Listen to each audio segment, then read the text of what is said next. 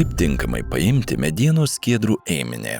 Medienos skiedros yra nevienalytis produktas ir jų energetinė vertė tame pačiame krovinyje vien dėl ėminio ėmimo procedūros gali skirtis net iki 30%. Todėl ėminys turi atspindėti visos atvežtos medienos skiedrų partijos kokybę. Už ėminių paėmimą, pagrindinio ėminio laboratorijos tyrimo užsakymą ir kuro kokybės rodiklių ataskaitos pateikimą yra atsakingas medienos skiedrų pirkėjas. Tačiau ėminių ėmimo metu turi dalyvauti abi šalys – ir pirkėjo, ir pardavėjo atstovai. Jie patvirtina ėminio suformavimo faktą. Drėgniui nustatyti, ėminį reikia imti iš kiekvienos atvažiavusios transporto priemonės, o šilumingumui ir peleningumui nustatyti galima formuoti jungtinį ėminį. Ėminiai iš iškrautos skiedrų krūvos imami iš nemažiau kaip 10 skirtingų vietų ir gylių pagal piramidės principą – 1+4+5. Pavyzdžiui, vienas ėminys imamas iš viršutinio krūvos sluoksnio, 4 ėminiai iš vidurinio ir 5 iš apatinio krūvos sluoksnio. Turi būti paimamas iki 4 kg svorio ėminys. Norint turėti kuo reprezentatyvesnį ėminį, galima jį imti ir iš daugiau nei 10 krūvos vietų. Visi ėminiai tarpusavyje gerai išmaišomi. Dalyvaujant pirkėjo ir pardavėjo atstovams, ėminys padalyjamas į 4 lygias dalis. Iš jų vienas pagrindinis ėminys atitenka pirkėjui, antras atsarginis ėminys – pardavėjui. Šalių pageidavimu kiti papildomi ėminiai gali būti naudojami saugojimui ar kitiems tyrimams. Visi ėminiai įdedami į ėminių maišelius. Pirkėjas gali pasirinkti saugoti papildomus ėminius savo patalpose arba atiduoti juos saugoti pardavėjui. Ėminių maišeliai – patogiausia ir pigiausia saugojimo talpykla. Jie yra sandarūs ir juos galima užklijuoti tik vieną kartą. Pardavėjas turi būti pasiruošęs pateikti savo mėginio maišelį, jei pirkėjas to pareikalaus. Taip pat gali būti naudojami sandarūs konteineriai ar kitos talpyklos.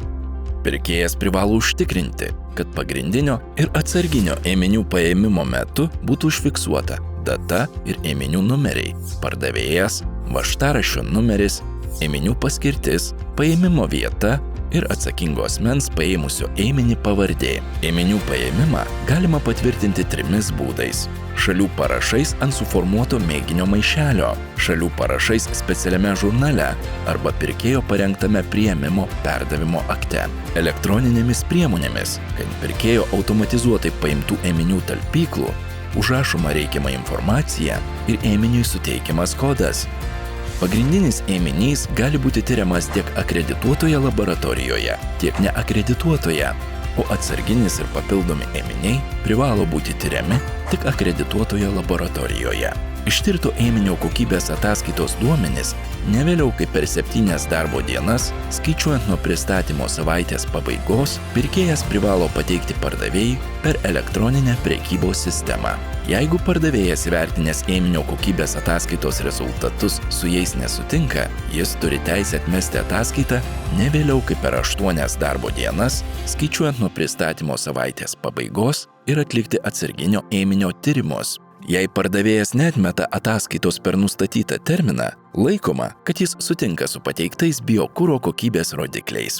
Jei pagrindinio ir atsarginio ėminių tyrimo rezultatai nesutampa, viršesnis yra tas, kuris buvo tyriamas akredituotoje laboratorijoje. Gali būti pasitelkiamas ir papildomas ėminys. Jeigu abu ėminiai tirti akredituotoje laboratorijoje, išvedamas aritmetinis vidurkis. Ėminių rezultatus privalo patvirtinti abi šalis. Ėminių ėmimo metu dažniausiai pasitaikančios klaidos, svarbu jų nedaryti. Nespręsti apie medienos skiedrų kokybę vien iš jų išvaizdos, kvapo ar spalvos. Neimti ėminių tik iš vienos krūvos vietos, gylio ar tiesiai iš transporto priemonės. Neimti ėminių nustatytų standartų netitinkančiais įrankiais. Pažeidus užplombuotą ėminio talpyklą, neformuoti naujo jungtinio ėminio be kitos šalies atstovo. Į akredituotą laboratoriją nepristatinėti ėminių nesandariose ar neužplombuotose talpyklose. Laikantis šių paprastų veiksmų užtikrinama, kad kokybės tyrimams skirti ėminiai bus reprezentatyvūs, o tyrimų rezultatai atspindės medienos skiedrų partijos kokybę ir galios teisiškai.